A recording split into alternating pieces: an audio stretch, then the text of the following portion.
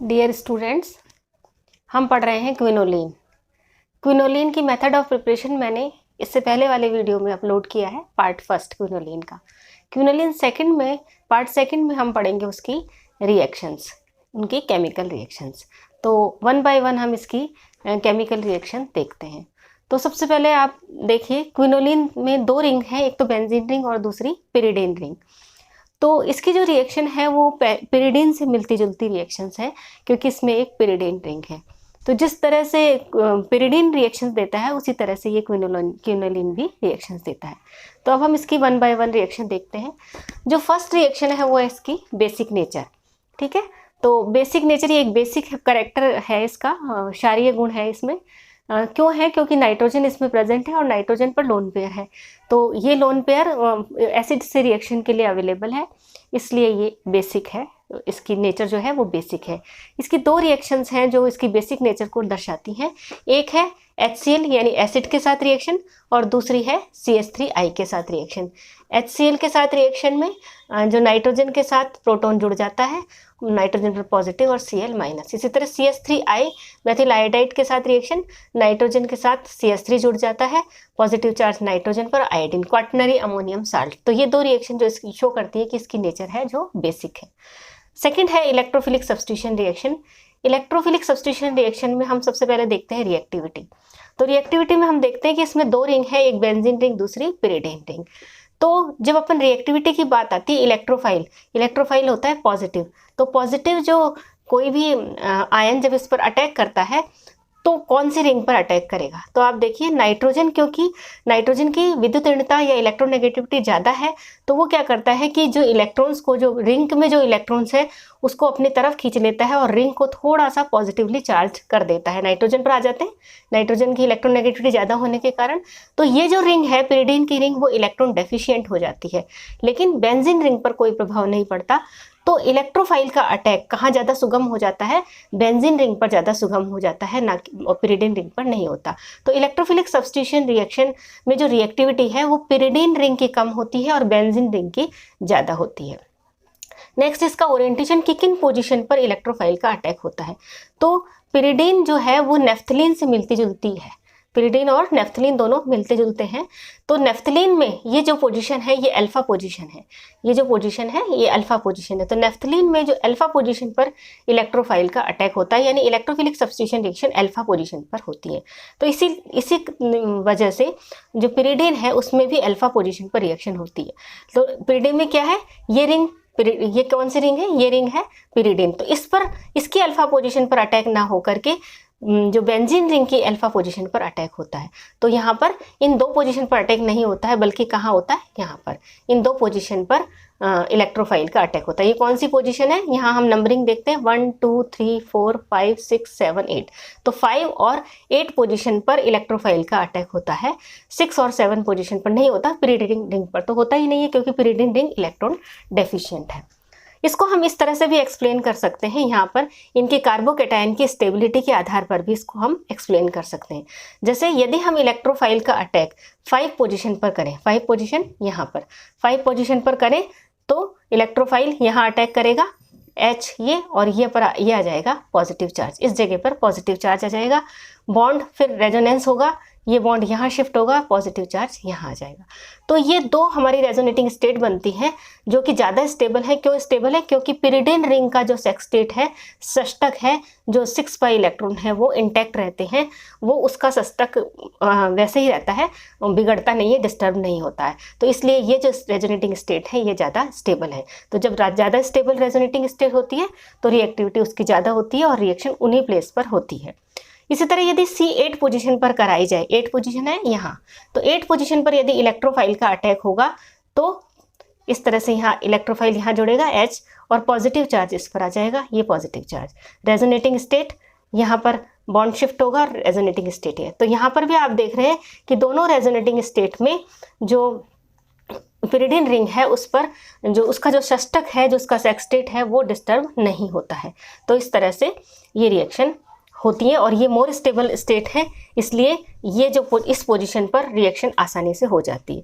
इसी तरह यदि अपन सिक्स पोजीशन पर देखें, 6 पोजीशन कौन सी? ये 6 पोजीशन, ये वाले इस 6 पोजीशन पर यदि अटैक होगा तो E और H यहाँ पर आ जाएगा 6 पोजीशन पर, और पॉजिटिव चार्ज यहाँ आएगा, और जैसे ही यहाँ पर रेजोनेटिंग स्टेट आएगी पॉजिटिव चार्ज यहाँ आ जाएगा। तो ये जो स्टेट है ये लेस स्टेबल है, क्योंकि इन दोनों ही रिंग्स में, इसकी जो स्टेबल में दोनों ही रिंग में सेक्सटेट डिस्टर्ब हो चुका है, षष्टक डिस्टर्ब हो चुका है। तो इस तरह C6 और C7 पोजीशन में जो षष्टक है वो डिस्टर्ब हो जाता है, इसलिए यहाँ पर जो इलेक्ट्रोफाइल का अटैक आसानी से नहीं होता। इसी में जो anomalous behaviour of quinoline, quinoline का कुछ एक दो जो कैरेक्टर है वो अलग है पिरिडीन से, क्योंकि इलेक्ट्रोफाइल का जो इलेक्ट्रो सब्स्टिट्यूशन रिएक्शन, जो इलेक्ट्रोफिलिक सब्स्टिट्यूशन रिएक्शन होती है 5 और 8 पोजीशन पर, लेकिन जब ब्रोमीन का H2SO4 की प्रेजेंस में ब्रोमिनेशन कराते हैं तो ये इलेक्ट्रोफिलिक सब्स्टिट्यूशन रिएक्शन है, तो 6 और 8 पोजीशन पर 5 और 8 पोजीशन पर अटैक होता है, ये तो इजी है। लेकिन इसका साथ साथ में 3 पोजीशन पर भी अटैक होता है। ब्रोमीन का जो अटैक है वो 3 पोजीशन पर भी होता है, जो कि इसके असंगत व्यवहार को दर्शाता है। क्विनोलिन का असंगत व्यवहार, क्विनोलिन का जब हम ब्रोमीन और कार्बन टेट्राक्लोराइड की प्रेजेंस में रिएक्शन कराते हैं तो 3rd पोजीशन पर ब्रोमीन जुड़ता है, जो कि इसका असंगत व्यवहार को दर्शाता है। तो ये क्यों होता है? इसका कारण है इसकी एडिशन एलिमिनेशन रिएक्शन। इसकी जो मैकेनिज्म है वो एडिशन एलिमिनेशन मैकेनिज्म से होता है। कैसे होती है रिएक्शन? सबसे पहले ब्रोमीन का अटैक होता है। ब्रोमीन का जो पॉजिटिवली चार्ज ब्रोमीन है दो तरह से टूटता है, एक तो bromine positive plus bromine negative. तो ब्रोमीन पॉजिटिव यानी इलेक्ट्रोफाइल नाइट्रोजन पर जाता है, क्योंकि नाइट्रोजन पर लोन पेयर है, नाइट्रोजन पर जाता है, इस पर पॉजिटिव चार्ज आ जाता है। अब ब्रोमीन नेगेटिव जुड़ता है, वो कहाँ जुड़ेगा? ब्रोमीन नेगेटिव इस कार्बन पर जाके जुड़ता है, क्योंकि पॉजिटिव चार्ज नाइट्रोजन इलेक्ट्रॉन के बॉन्ड को अपनी तरफ खींच लेगा, बॉन्ड के इलेक्ट्रॉनों को, और यहाँ पर ब्रोमीन का अटैक होगा, तो ये ब्रोमीन यहाँ पर आकर के जुड़ जाता है। ठीक है, अब क्या होता है कि नेक्स्ट फिर 3rd पार्ट जो ब्रोमीन पॉजिटिव फिर जुड़ता है वो कहाँ जाएगा? अब फिर इस पोजीशन पर ब्रोमीन जुड़ता है ये, और पॉजिटिव चार्ज यहाँ आ जाता है। नेक्स्ट स्टेप में ये हाइड्रोजन बॉन्ड बना करके यहाँ आता है, बॉन्ड H पॉजिटिव निकलता है। इसी तरह ये जो इलेक्ट्रॉन है सॉरी, ये यहाँ आकर के बॉन्ड बनाते हैं और ये Br माइनस निकलता है। इस तरह से HBr निकल जाता है, एलिमिनेशन हो जाता है, और हमारे पास ये आयन मिलता है जिसमें 3rd पोजीशन पर ब्रोमो है और ये नाइट्रोजन पर ब्रोमो है।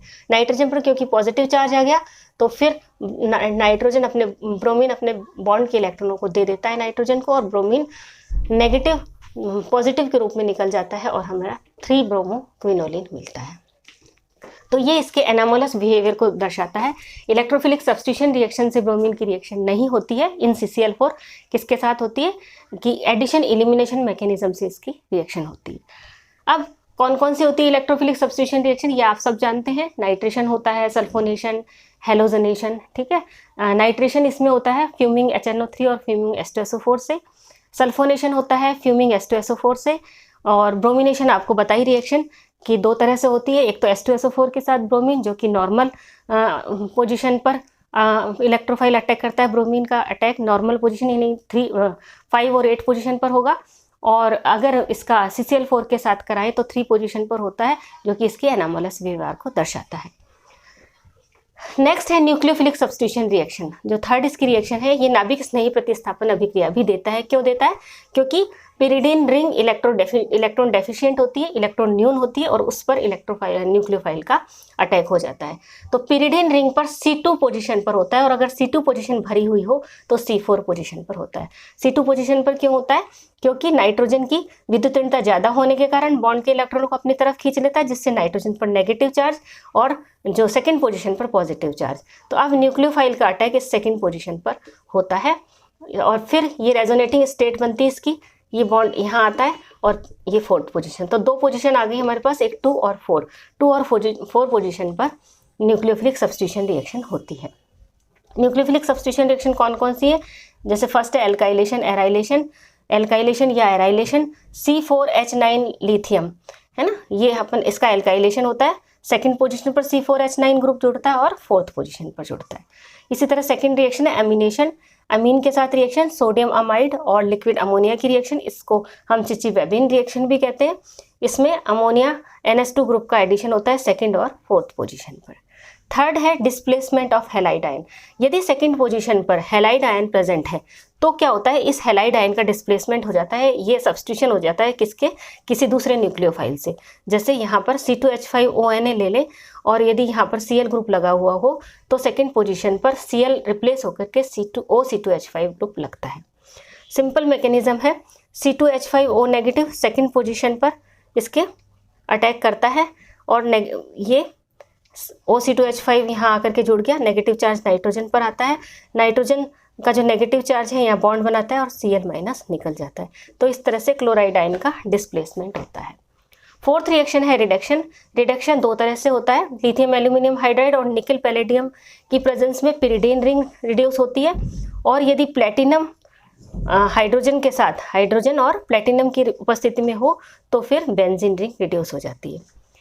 नेक्स्ट है ऑक्सीडेशन। ऑक्सीडेशन KMnO4 के साथ होता है, क्योंकि पिरिडीन रिंग इलेक्ट्रॉन डेफिशिएंट होती है, इसलिए उसका जो ऑक्सीडेशन है वो बहुत मुश्किल से होता है।